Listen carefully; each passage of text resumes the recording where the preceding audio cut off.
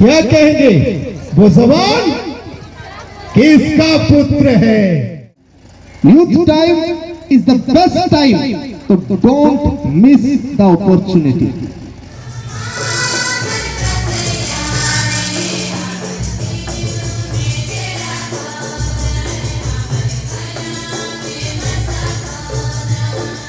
पांच साल का था, उसके मम्मी ने स्कूल भेजा।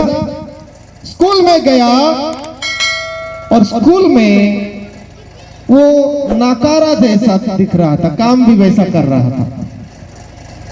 नाकारा जैसा जब भी पढ़ाया जाता था वो खिड़की में बाहर देख रहा था और उसके सारे हरकतों से परेशान थे। ये कुछ भी ज्यादा अच्छा कुछ कर नहीं पा, तो क्या किया जाए।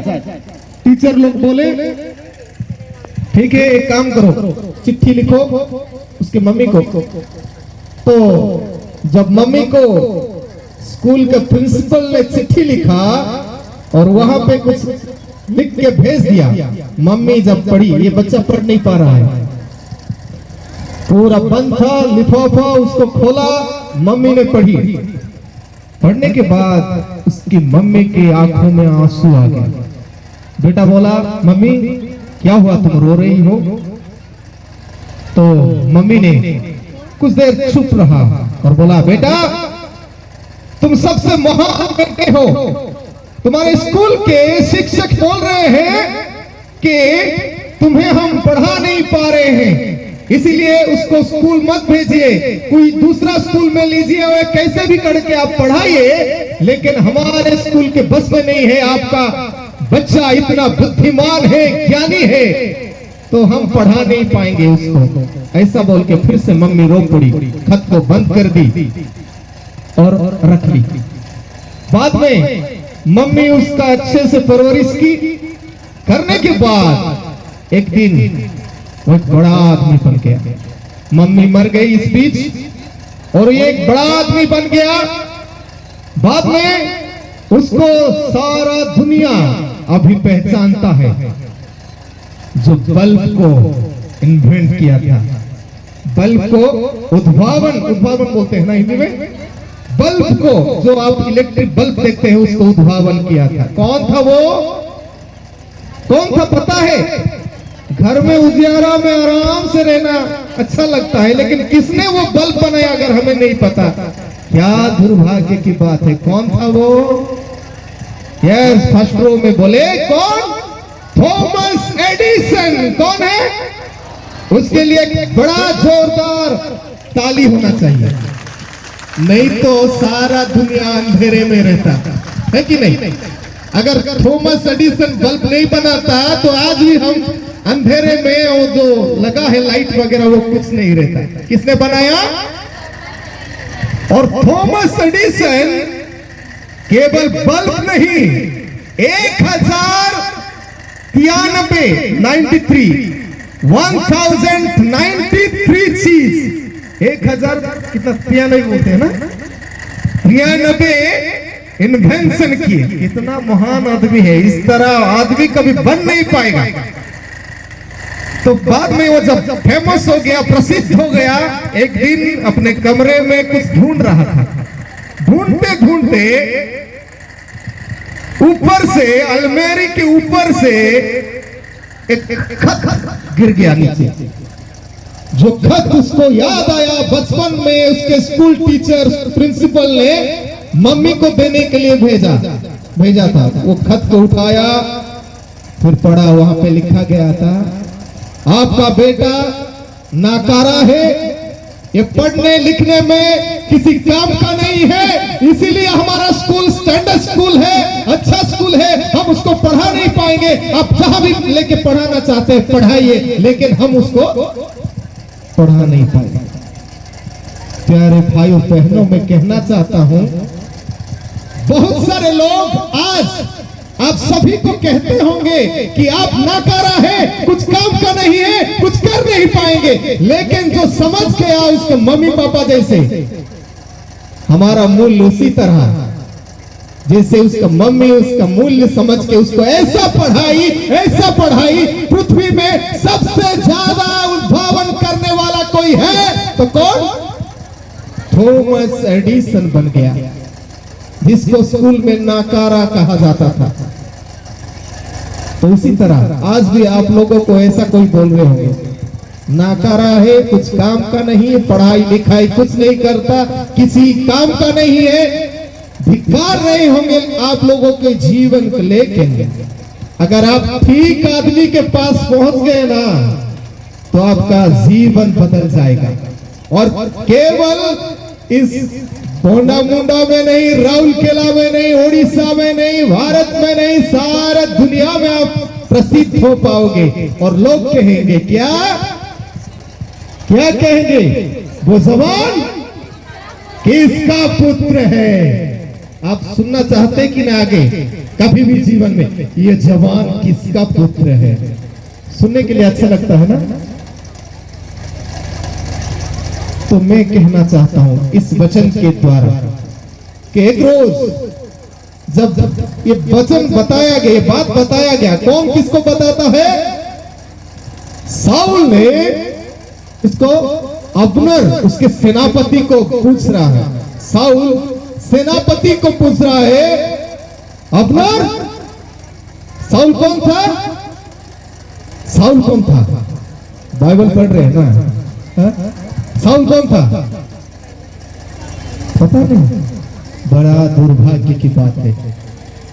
साउल था इस्राएल का पहला राजा, और वो राजा, इस्राएल का राजा, वो अब्नर अपना सेनापति से पूछ रहा है, ये जवान किसका पुत्र है? जैसे लग रहा है साउल उसे पहली बार देख रहा है, उसको पहले कभी वो नहीं देखा था।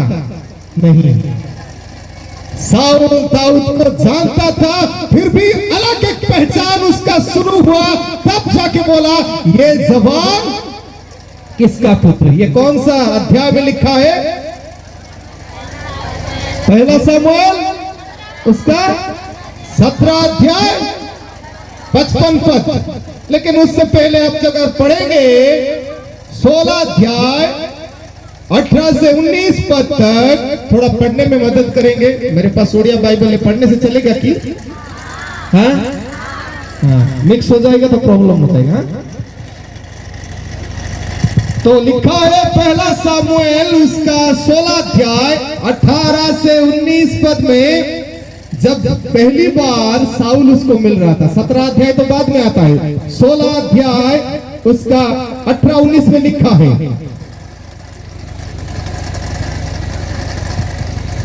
क्या लिखा है? लिखा है, तो हूँ साउलो अपना दासो मानुन को कहिले, अच्छा जे भलो बजाई पारे एपरी एक जड़ मो पाई देखी ताहाकु मो निकटकु आनो। तो साउल को संगीत सुने, क्योंकि आत्मा, मंद आत्मा उसके अंदर था। जब कोई गाना बजाएगा तब उनका मंद आत्मा दूर होगा। इसीलिए साउल ने आदेश दिया अपने दास लोगों को, क्या बोल के, तुम एक जुआ को ढूंढो ताकि वो बजाए, वीणा बजाए और मेरा शरीर से मंद आत्मा निकले। तब लिखा गया 18 पद में, तो ही जुबानों मध्यरु जड़े उत्तर दे कहिला, देखंतु मु बेथलीहेम जिसिर पुत्र, जिसिर एक पुत्र को देखी अछि, से बजाइबारे निपुण ओ महाविक्रमशाली ओ योद्धा ओ कथारे विज्ञ एपरी रूपवान, पुणी सदा प्रभु ताहांकर संगरे अछि।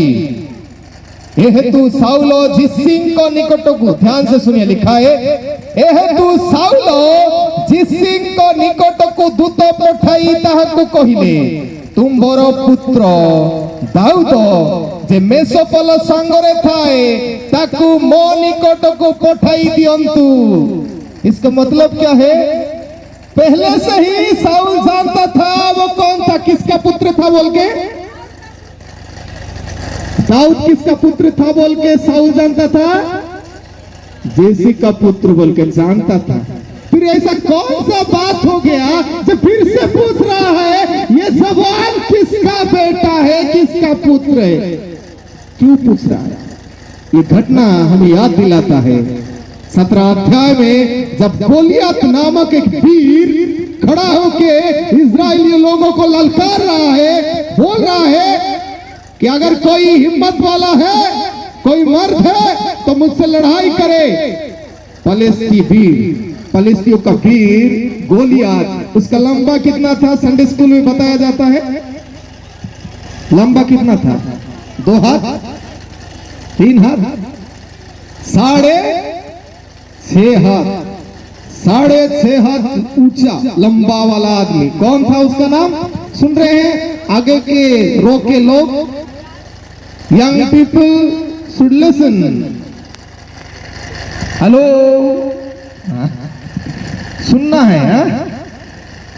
6.5 हाथ का गोलियत ललकार के बोल रहा है इस्राएली लोगों को, अगर तुम में कोई हिम्मत वाला है, मर्द है, तो मुझसे लड़ाई करे, लड़ने के लिए आए, युद्ध करे। मैं मल्ल योद्धा हूं। तो कोई निकले, साउल भी डर गया, राजा भी खुद डर गया। उसी वक्त दाऊद खड़ा उतरता है और कहता है साउल राजा को, महाराज, उसके लिए आप इतस्तित न हो, मैं उससे लड़ाई करूंगा, उससे युद्ध करूंगा। कौन कहा? कौन किसको कहा? दाऊद ने साउल को कहा। वो वीर कितना लंबा बोला? 6.5 हाथ। और वो क्या क्या पहना था आप बाइबल में ही पा सकते हैं, और थोड़ा बहुत मैं बताना चाहता हूं वो क्या क्या पहना था। 17 अध्याय उसका 4 से लेकर 6 पद तक, 5 पद में लिखा है, पुणी तार मस्तक पितल टपर थिला, से माछ काति तुल्य संजुआरे सज्जित थिला, और सही संजुआ 5 सहस्र सेकल परिमित पितल थिला। 1 किलो 1 केजी का मतलब कितना सेकल है? लगभग 87 सेकल है। कितना सेकल? 87 सेकल। तो वो जो पहना था, संजुआ का मतलब शरीर को ढकने वाला पहना था पीतल का, उसका वजन था, जब आप हिसाब करेंगे 5000 सेकल, मतलब लगभग 57 किलो, 57 किलो का उस शरीर में ढका हुआ पीतल का पहना है। मस्तक में उसका मुकुट है, टोपी है, और उसका तलवार लगभग 5 किलो था।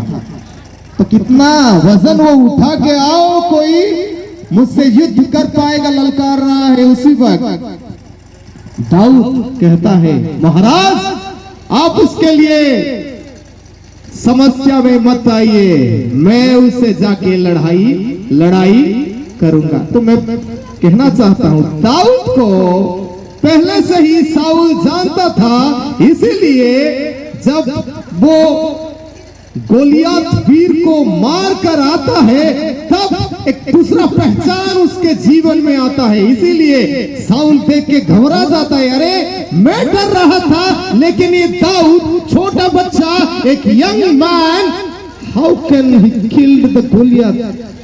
इसीलिए वो पूछता है, अब्नेर, ये जवान किसका पुत्र है?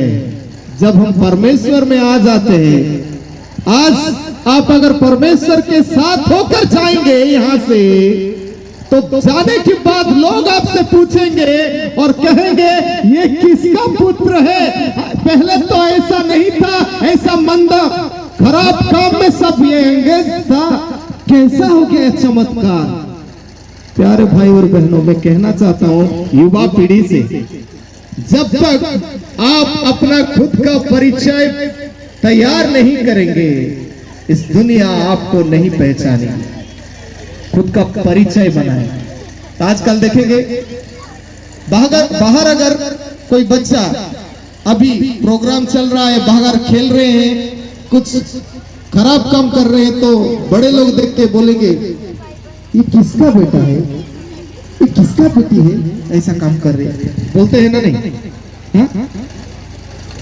तो पहले पूछते हैं, अभी जब हम खराब थे। ये किसका बेटा और बेटी है? ये जवान और ये बेटी ये किसके हैं? बहुत खराब आचार व्यवहार से बड़े। आपका जीवन तब सफल होगा जब कहा जाएगा एक दिन, जी क्या बोलेंगे? आप अभी जवान हैं, थोड़ी दिनों के बाद कुछ ऐसा काम करेंगे प्रभु के साथ होकर, और लोग जब आपके पिता माता सामने आएंगे और आप जब दूसरों को पहचान करवाएंगे, ये मेरे माता पिता हैं। ध्यान से सुनिए, जब आप पहचान करवाएंगे ये मेरे माता पिता हैं, और आपके पहचान से अगर आपके साथ होते हुए व्यक्ति आपके माता पिता को नमस्कार करेंगे, यीशु साई करेंगे आपके परिचय से, तब जाके आप लोगों का जीवन क्या होगा? सफल होगा।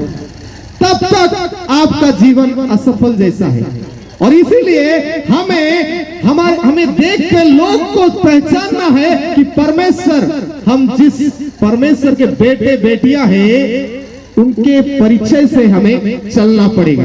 तो मैं आज आप लोगों को 3 चीज बताऊंगा किस तरह हमारा पहचान कुछ दूसरा होगा। कितना समय ले सकते हैं?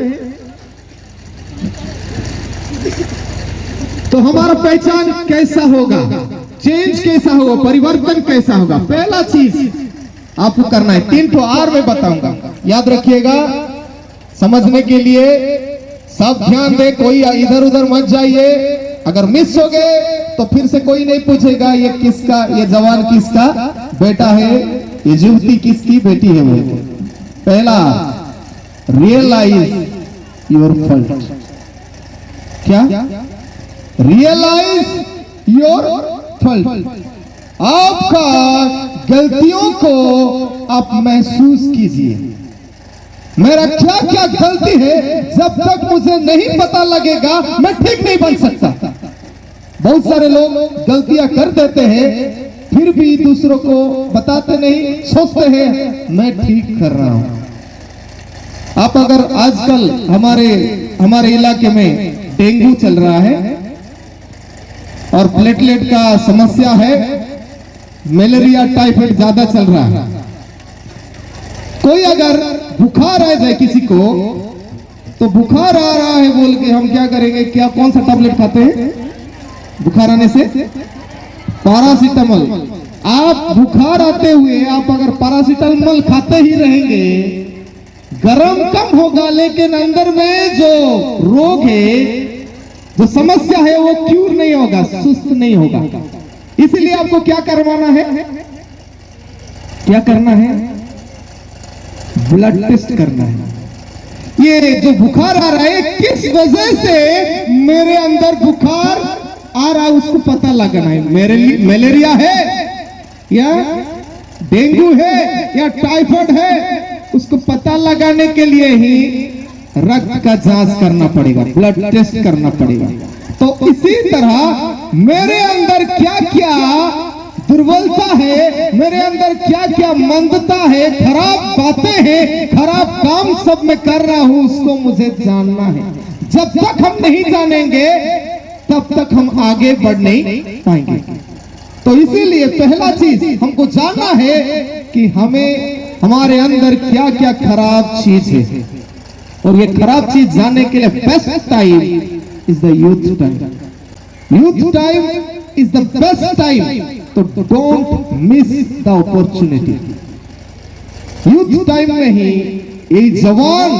ये जवानी में ही आप अपना इतिहास को रच सकते हैं, बुढ़ापे में नहीं लिख सकते। तो अभी से शुरू कीजिए, कैसे मैं अपना खुद का गलतियां को मैं जान सकूं और परिवर्तन होना पाऊं। क्योंकि सहोपदेशक में लिखा गया है, सहोपदेशक में एक्लेसियास्टिक उसका 12 अध्याय 1 पद से लिखा गया है क्या? अपने जवानी के दिनों में अपने सृजनहार को स्मरण रखे। जवानी के दिन में ही परमेश्वर को याद रखना है, उसके हिसाब से काम करना है। Because it is a right time to do सो।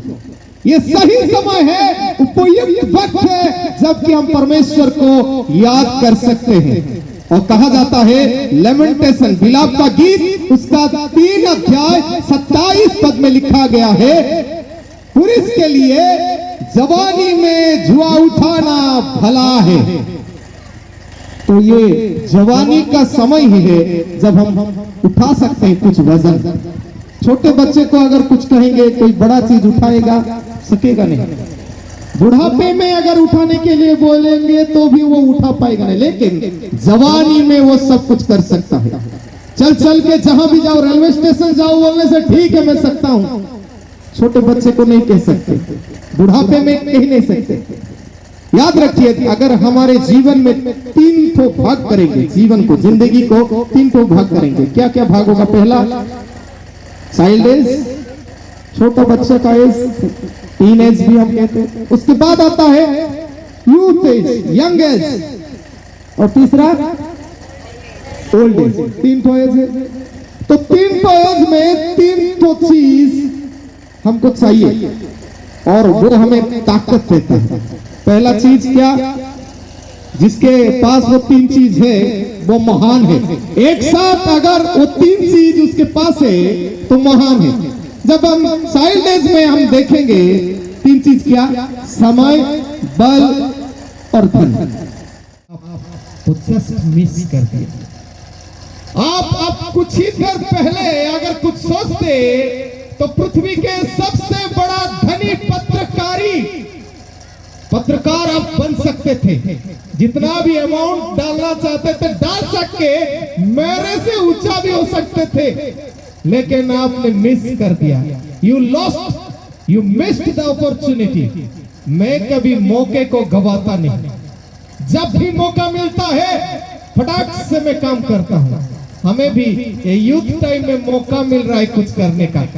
अगर वो संवादिक की तरह, वो लेडी की तरह हम पीछे रह जाएंगे, मौके का फायदा नहीं उठाएंगे, परमेश्वर के साथ नहीं चलेंगे, बाद में जीवन में हरदम कोसते रहना, क्यों मैं ये सब नहीं किया, उस वक्त आपको कोई सुनने वाला नहीं होगा।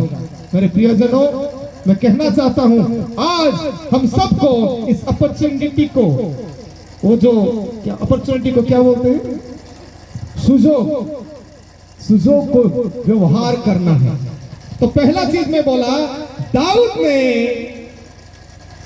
सुजोग, अपॉर्चुनिटी को यूज किया। जब गोलियत वीर खड़ा हुआ, कोई जा नहीं रहा था, लेकिन दाऊद देखो, उनके परिवार में कितने भाई थे? यिसी के कितने बेटे थे? बाइबल में लिखेगी कितने बेटे थे यिसी के? देखिए 8 बेटे थे। कितना? 8 बेटे थे, 8 पुत्र थे, और सब बड़े बड़े थे। सबसे छोटा था कौन? दाऊद सबसे छोटा था। और वो छोटे को अपना अपॉर्चुनिटी, सुजोग जिसको बोलते हैं, वो उठाया। गोलियत ललकार रहा था, दाऊद बोला मैं लड़ूंगा, अगर मैं लड़ गया ना एक बार तो मैं राजा बन जाऊंगा। उसके दिमाग में नहीं था, लेकिन अगर मैं कुछ कर दिया परमेश्वर के साथ महान काम, परमेश्वर मुझे नहीं रोक पाएंगे ऊपर जाने के लिए, परमेश्वर मुझे उस जगह पे लेके जाएंगे।